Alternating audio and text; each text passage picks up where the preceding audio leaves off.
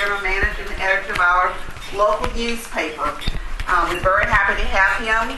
Prior to Don's employment with the Independent Messenger, he worked as the editor of the Tidewater News in Franklin, Virginia from 2004 to 2007.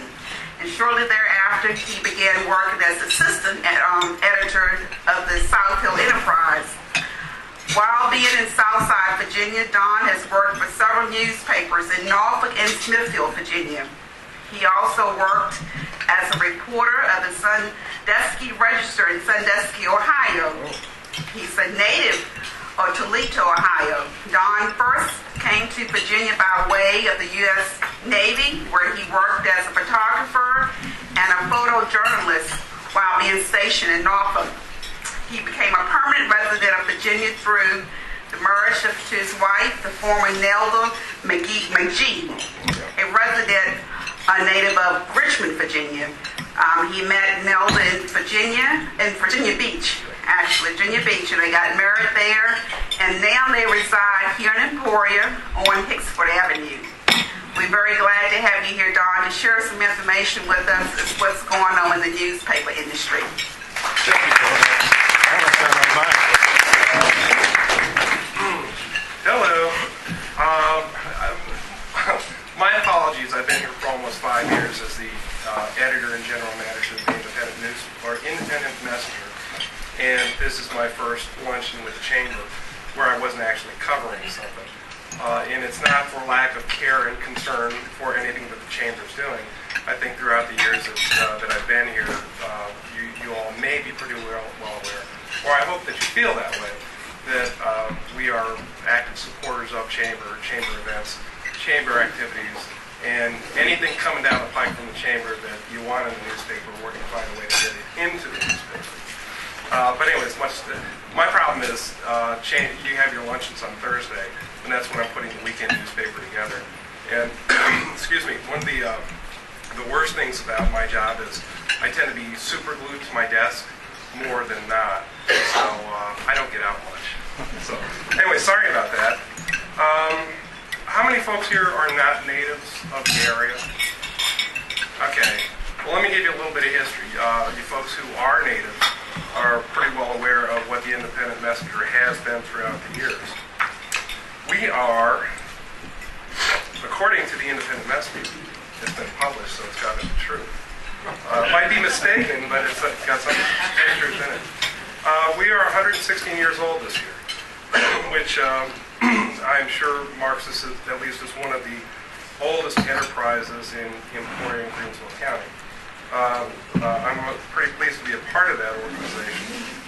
While working at the Tidewater News, it was another newspaper that was 100 years plus. There's a certain amount of tradition and pride in keeping something like this going. People may have a question about what's the outlook for small newspapers. Print's dying, print is dead. It may be the fact, and maybe the case with your larger newspapers. The Richmond Times-Dispatch is having issues. Other major city newspapers are having issues as well. One that comes to mind is the Detroit News. Now, Detroit, when you think Detroit, you think it's dying anyways. But if the city's gone from 600,000 or a million population to 350,000, that's still 350,000 residents. The Detroit News has gone from a circulation of perhaps 600,000 on a daily basis to perhaps 300,000. You'd think you could still make money selling 300,000 newspapers. But they have made the decision that they're going to go from a 7-day-a-week newspaper, they already have, to 6 days. Now, in a smaller community, you can look at something like that and say, yeah, it makes sense. What are you going to do, 7 days a week? You don't need a 7-day-a-week newspaper. Well, the market has actually shifted that much to where larger newspapers are coming down like that. Excuse me, I've got a little cold thing going on here too. But your community newspapers, the way the economy has gone, and since 2008, we have taken a hit, just like everybody else. But we're still in the black. We're still a thriving enterprise. No matter what you do think of the Independent Messenger, we are a thriving enterprise. In our heyday, which is the period from 2006 to 2008. we were in the very high three figures or six figures. I can't give you exact figures, but not too far away from $1 million enterprise. That's just this little newspaper in Emporia. Of course, when it comes to profit, profit substantially reduced because of the cost of production, personnel, and whatever. We have, since the market's taken a downturn in 2008, we've gone down a little bit, but we're still profitable. So that hopefully will give you some kind of an idea. We're in a classification of newspapers which is called community news. Where that term comes from, I don't know, and I don't particularly care for it. Granted, we have limitations with small staff, but we provide the same feature and function that a major daily newspaper provides to their readership as well. We do our best to tell you what's happening in your community, to tell you what's happening with government. Whatever we can tell you about, we're going to try to tell you about. We miss beats sometimes, probably more times than not. Somebody will call up and say, "Hey, did you hear about such and such?" It's like, no, tell me. And it's 2 weeks after the fact. Or major accident on 95. No, didn't hear about it. Sometimes it happens. We don't hear about some things. So it's not through incompetence, it's through ignorance, if I may say so. And I don't mean that in any demeaning way to my staff. We're limited. Our editorial staff is a 3-person staff. Teresa is our star. Teresa's been with the company for 13 years. So, she's got stories to tell. To give you an idea of what our week is like, Teresa's probably going on 60 hours right now. And we've still got the Peanut Festival. We have the weekend newspaper, which is in production right now. And production is basically the layout, putting it together, plus I have a story or two that I should write myself. And then, City Council meets tonight, 5:30, we're going to be there, and that'll be in the paper. Kickoff, that starts. Hopefully that will be there. That'll be in your weekend edition. And Habitat for Humanity's got something going on too. So we're going to make the rounds. So Teresa's 60-hour week just turned into 75 hours before Sunday afternoon. And she doesn't get paid by the hour. So none of us do. Well, to make a long story short, that's who we are and what we are. I do not know what people generally think about their newspaper. They have certain impressions from experience of the past, personalities of the past, editors of the past, writers of the past, and ownership of the past. I can tell you very much that we have a large segment of our community that's incredibly leery of the independent messenger, and they've got a very good right to be based on past personal and social experience. And that's not to cast aspersions on any particular writer, editor, or owner. But if you go back to the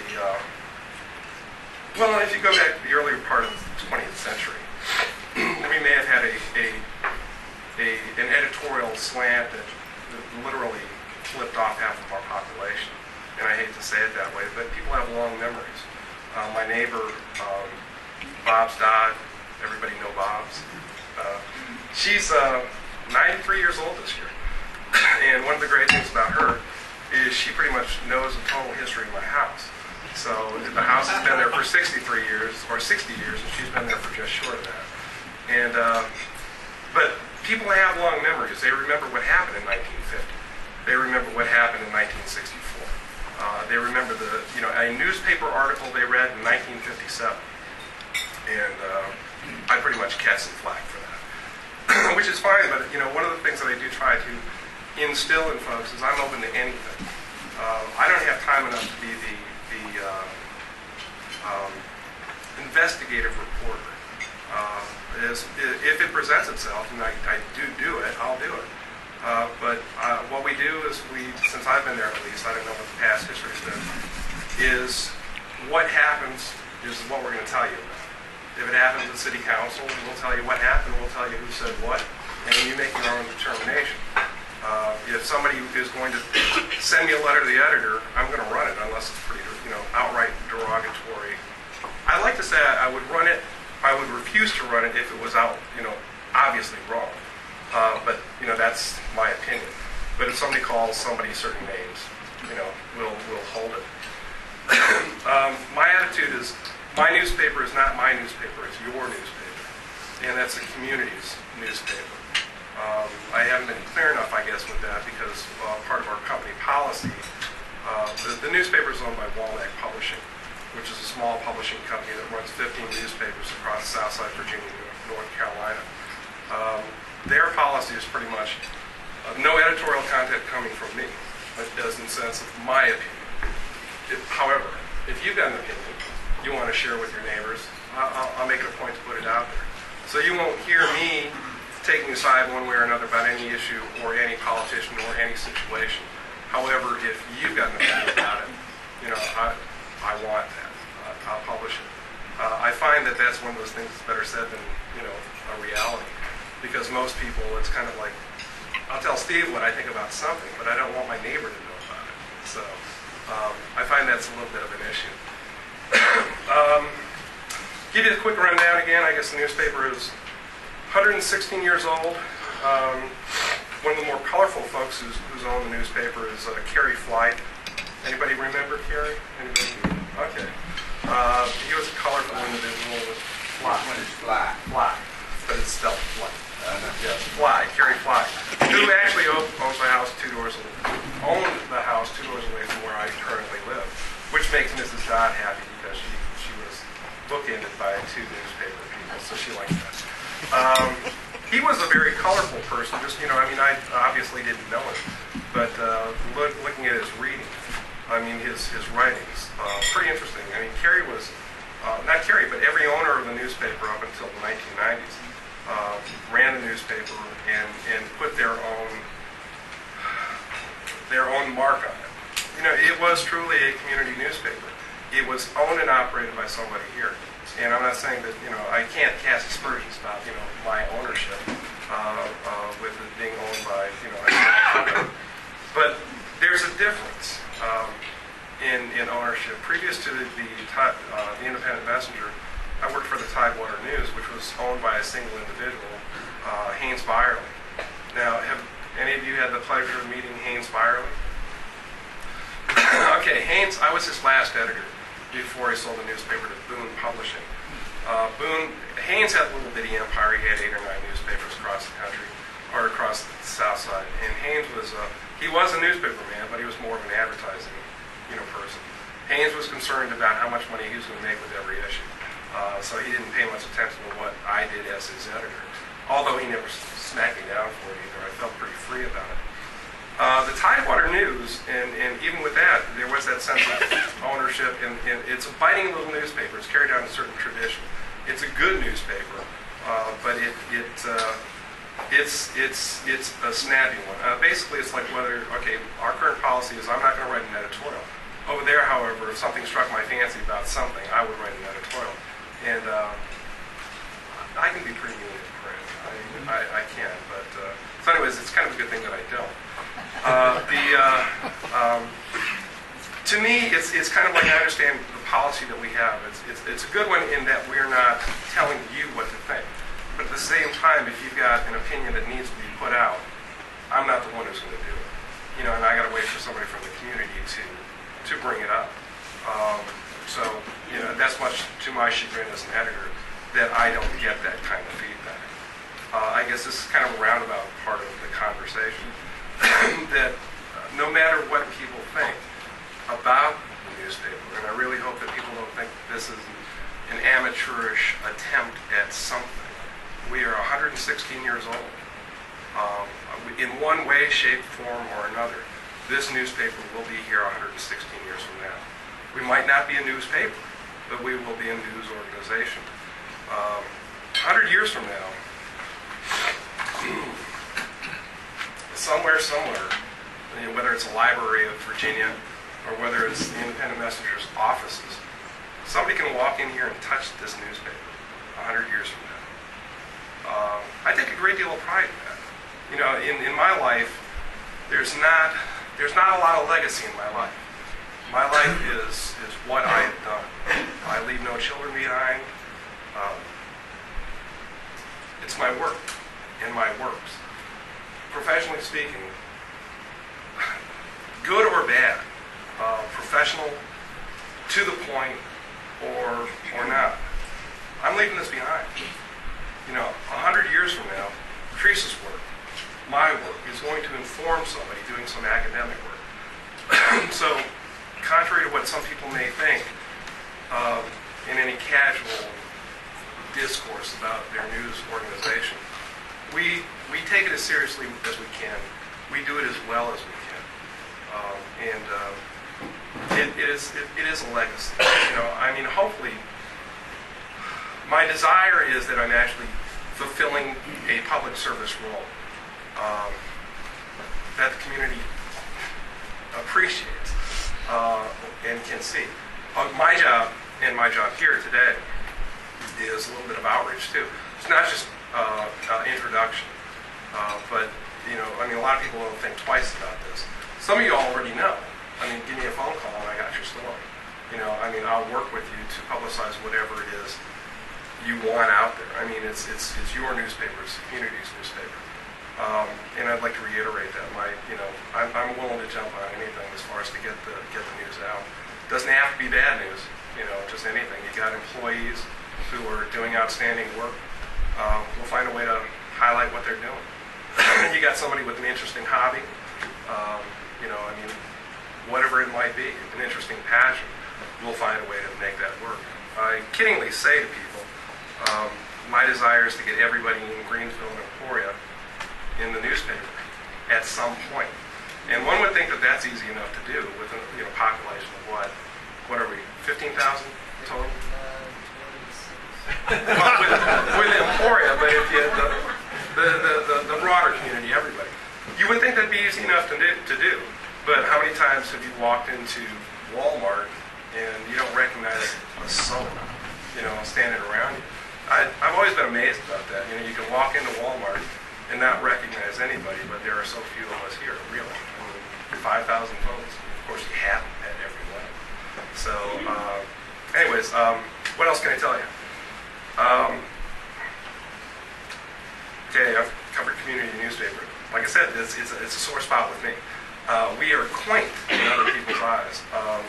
Way back when I interviewed for the Tidewater news job, Haynes was telling me that he'd gotten one other interesting applicant. He was a retiree from the Pilot and Ledger Star in Norfolk, Virginia. And his letter is introducing himself to Haynes for the job as editor of the newspaper. I've been in this quick-paced newspaper for 20 years. So I'm looking forward to coming down in some small town and kicking my feet up and just taking it easy. And I'm thinking, this is a newspaper, man. And in my experience, I've worked in a daily newspaper. And in my experience, those people have an impression of community journalism, weekly newspapers, that is just so wrong. They think that all we're doing is hanging around, kicking our feet up, waiting for the news to come in. Generally speaking, our jobs are, 45 at a minimum, but more likely 60 hours a week. And whatever other responsibilities you may have at home, to your community church or your community groups, your churches, whatever else. So we're doing these things and still doing this twice a week. And anyways, I got the job because I expressed that to Haynes. The guy doesn't know what the hell he's talking about. Nobody can work at a community newspaper and kick their feet up. Maybe for 2 hours on Tuesday, but that's about it. So anyways, here's the appeal part. Okay, not only do I want your news, I want your presence. For a lot of you have been advertisers in our newspaper. But like I said, I go back and I read newspapers from 75 years ago. Not 75, 60. We had a fire, we lost. But I'll go back and I'll read a newspaper from 1963. And I see these ads from companies that were here. They were strong companies. They were an important part of the community. Sash and Door, I just looked at one of their ads from 1963. Sash and Door, is going to come and build your custom house. And they had a great price too, and I look at Sash and Door, and it's like, okay, yeah, they're gone. I mean, kind of. They might still be there to some degree. The cotton gin from 1957. We've got ads from that. It's part of the historical record of who we were at any particular time. I guess to make that point, it's just not part of the historical record. And I want your money. I mean, I do because it pays my salary and it pays my mortgage. I guess that's another point being too. We are an enterprise that actually we are profitable. We send all of our profits back to Chatham, much to my chagrin. But here in Emporia, not only do we pay taxes and we promote the economy as well, and promote whatever we can and however we can, but we've got 8 people relying on us for their own mortgages, rent, or what have you. So we are keeping in some tradition. I know sometimes that we do fall short, and I really do appreciate the community for that. I mean, it's like, okay, generally speaking, when I give you a newspaper, that's not as newsy as I'd like it to be. I don't feel good about it, but the thing is, it's like, hey, not a lot of news happened that week, but I'm still going to tell you about the Boy Scouts. I'm going to tell you about the Girl Scouts. I'm going to tell you what happened at your church, if they let me have it, or if they tell me about it. That's just it. We do our best, but we need you. We need the community to help us out. And however you choose to do that, my door's open. And I guess where I was going with that too, is I do thank the community. I thank the professional association. I thank the chamber. I thank everybody in this community and everybody associated with it, city and county government as well, for putting up with us. Throughout the years, I think we are what we are. We have been different personalities. We have been interesting personalities. We have been competent. We have been incompetent. We have been good. We've been bad. But that's kind of the nature of the beast. But we're part of the community.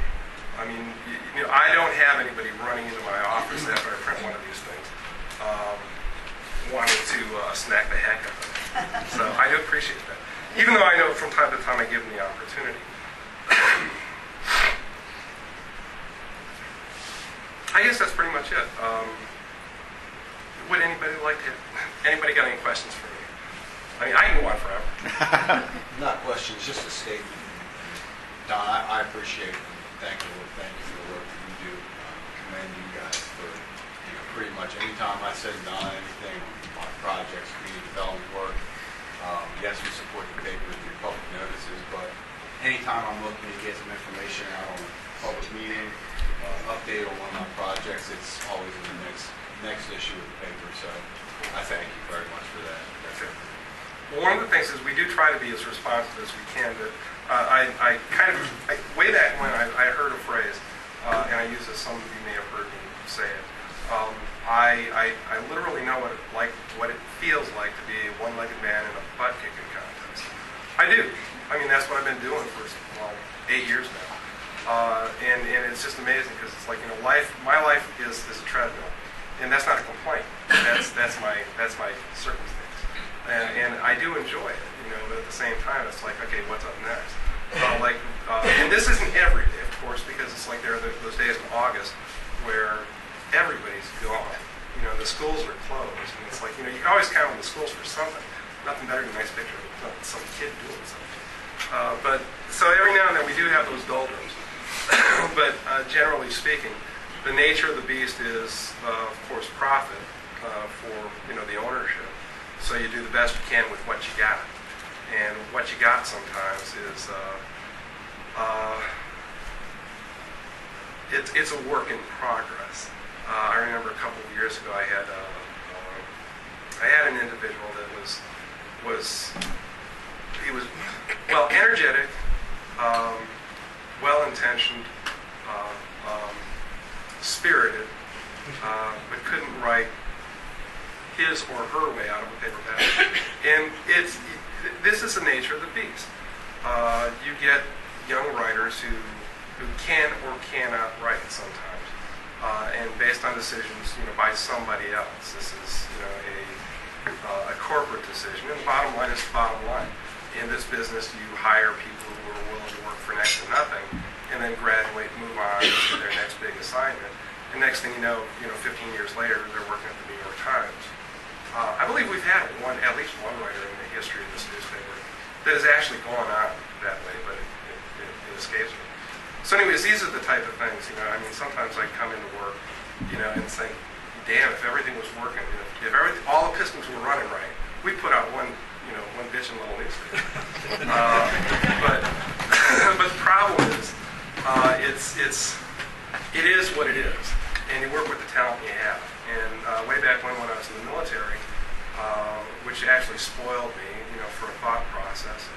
The military, the one thing that you do look at coming out of the military is its mission. Its mission. What is the job? What's the mission? And for anybody who's been in the military for any length of time, you come out warped because nobody out here thinks that way. So you have, I'm not to diss everybody, but military veterans who have done some time in service, they're mission-oriented and it goes on with them for the rest of their lives. So, and not only that, but you work with the tools that you got. So if I come into a situation where I don't own this newspaper, but this is a talent that I have to work with, I do the best I can with who they are, and hopefully they will progress to be the talent that they need to be. So anyways, which is another thing, to say thank you to the community for putting up with some of our more talented writers, our less talented writers, and me. So anyways.